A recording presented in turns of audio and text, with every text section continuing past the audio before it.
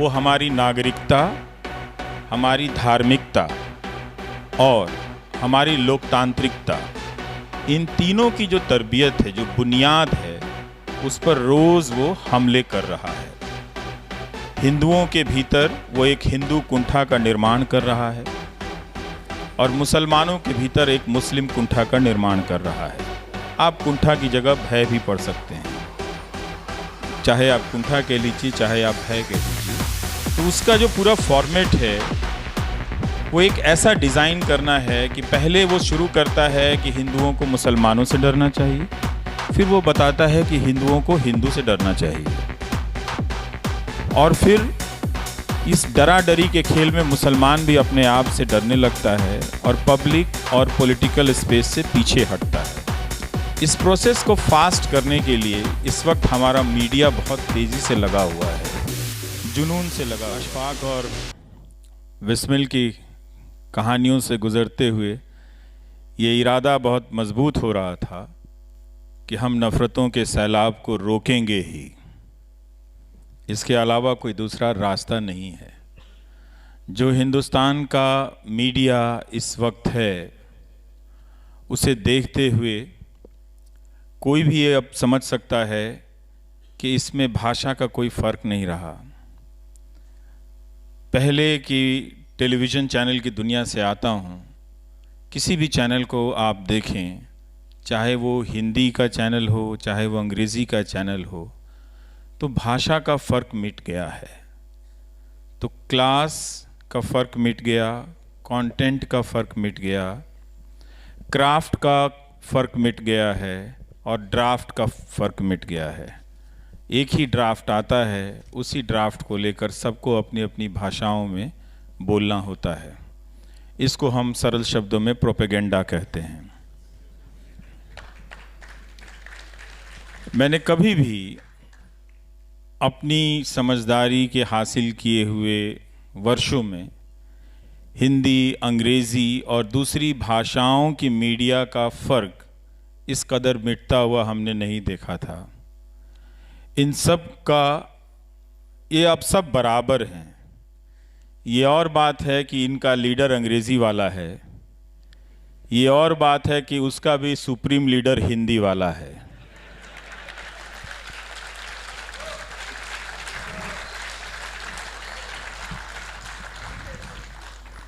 मैं भारत के प्रधानमंत्री की बात कर रहा था। आप लोगों ने तालियां बजाई तो सोचा नाम बता दूं, कहीं ये धोखा ना हो जाए। तो ये एक चीज़ आई है आपको। तो मीडिया बहुत अब बदल गया है, उसका कंटेंट, फॉर्मेट सब एक जैसा है। झुकता पाकिस्तान, झुकाता हिंदुस्तान, कांपता पाकिस्तान, कपाता हिंदुस्तान। इसी फ्रेम में अंग्रेज़ी की भी शब्दावलियां हैं और इसी फ्रेम में हिंदी की भी शब्दावलियां हैं, और आपको मालूम नहीं कि इसी फ्रेम में दूसरी भाषाओं के न्यूज़ चैनलों की भी शब्दावलियां रोज़ परोसी जा रही हैं। इतना सेंट्रलाइज्ड कमांड से प्रोपेगेंडा हम सब के जीवन में मीडिया के ज़रिए कभी भी एक साथ एक आंधी बनकर कभी नहीं आया था, जो अब आ रहा है। तो ये एक जो प्रक्रिया थी वो मुकम्मल हो गई है, और ये प्रक्रिया का अंजाम क्या है, वो कर क्या रहा है, वो हमारी नागरिकता, हमारी धार्मिकता और हमारी लोकतांत्रिकता, इन तीनों की जो तरबियत है, जो बुनियाद है, उस पर रोज़ वो हमले कर रहा है। हिंदुओं के भीतर वो एक हिंदू कुंठा का निर्माण कर रहा है और मुसलमानों के भीतर एक मुस्लिम कुंठा का निर्माण कर रहा है।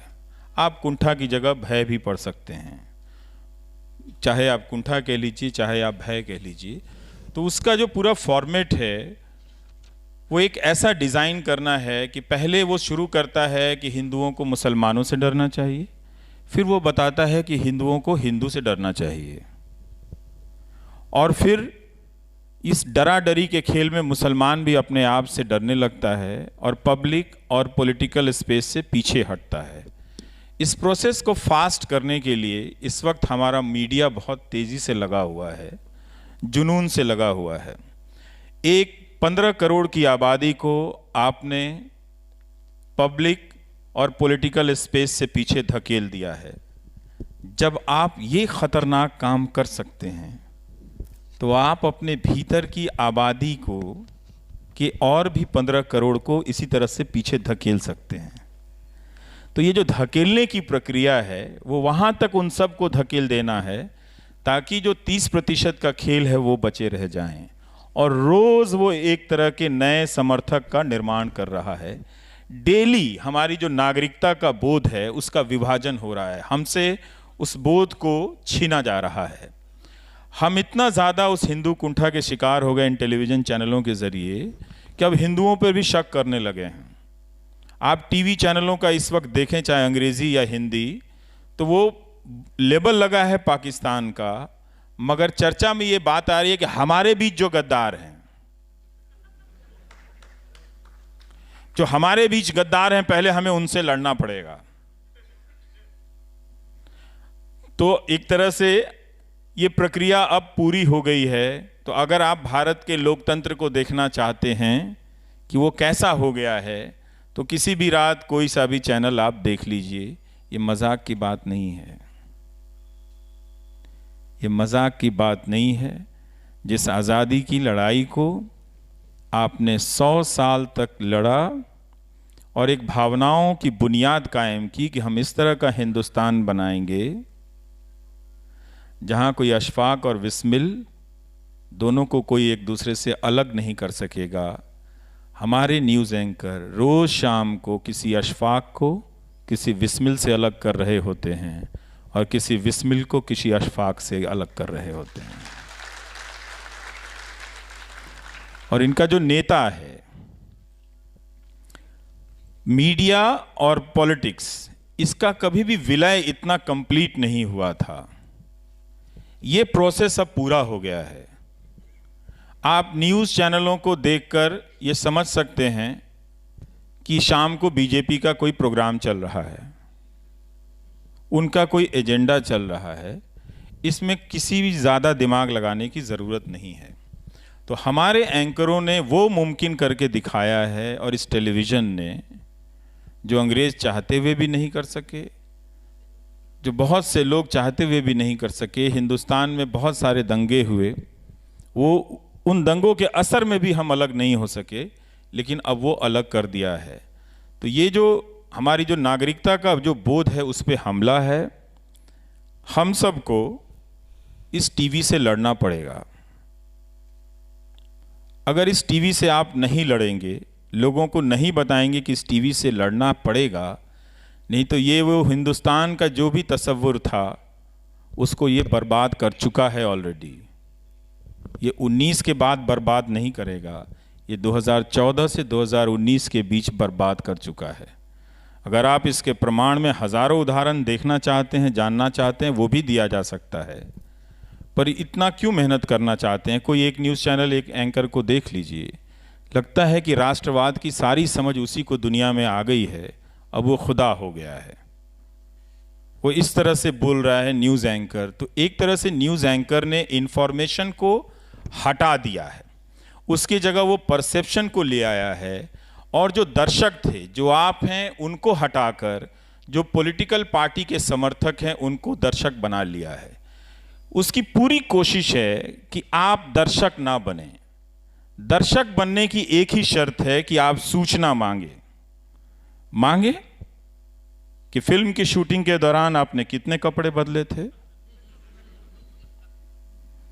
मांगे कि शो के दौरान आप हर दिन की रैलियों के आपके डिजाइनर कपड़े इतने अच्छे क्यों रहे। ये सवाल तो बाहर दिखने वाले सवाल हैं। जो भीतर घटने वाले सवाल हैं, वो उन सवालों का वो तब पैदा होंगे जब सूचनाएं आप तक पहुंचेंगी। तो जब आपके पास सूचनाएं नहीं पहुंच रही हैं, तो फिर आप दर्शक नहीं रहे। और नागरिक होने के लिए दो ही शर्तें हैं कि आपके पास बराबर से सूचनाएं पहुंचें और आपके पास बराबर से सवाल करने का इख्तियार हो, हक हो। इन दोनों पर हमला हुआ तो एक तरह से इस पूरे डिज़ाइन में आप टीवी को देखें तो आप बहुत आसानी से समझ सकते हैं कि आज का मीडिया दर्शकों को हटा रहा है, बाहर कर रहा है और नागरिकों को मिटा रहा है, उसके बदले में अपने लिए एक समर्थकों का हुजूम तैयार कर रहा है, जो ट्रोल करा देते हैं, जो वायरल करा देते हैं, जिनको आपत्ति होती है हम सब की बातों से तो हमें गालियां दिलवा देते हैं, जान से मारने की धमकियां दिलवा देते हैं। उसी भारत माता का नाम लेते हुए मेरी माँओं को और मेरी बहनों को गाली दिया गया। बताइए, अगर भारत माता सचमुच होती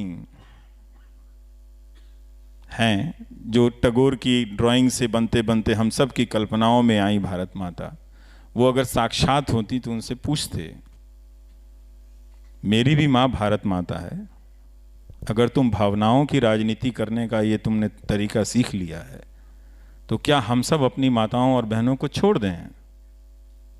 तो ये जो गालियां हैं, इन गालियों को पॉलिटिकल वेपन में इस्तेमाल किया गया और इस पॉलिटिकल वेपन को टेलीविजन के जरिए लेजिटिमाइज किया जा रहा है। टेलीविजन अभी माँ बहन की गालियों पर नहीं आया है, लेकिन वो आपको एंटी नेशनल बोल के, दरअसल उन्हीं गालियों की जगह पे वो आपके लिए एंटी नेशनल का इस्तेमाल कर रहा है।